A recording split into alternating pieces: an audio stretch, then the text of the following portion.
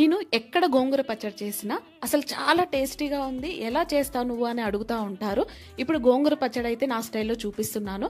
కడాయిని stove మీద పెట్టేసుకొని కొద్దిగా ఆయిల్ వేసుకొని ఒక గుప్పడు పల్లీలు వేసుకుంటున్నాను.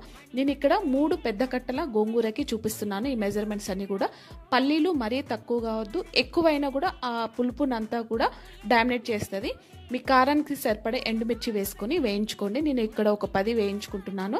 తర్వాత గోంగూర కూడా వేసుకొని సరిపడ ఉప్పు వేసుకొని మంచిగా మగ్గించుకోవాలి. మీకు గోంగూర పచ్చడి డ్రైగా కావాలంటే వాటర్ మొత్తం కూడా ఎగిరిపోయేదాకా ఉడికించుకోవాలి.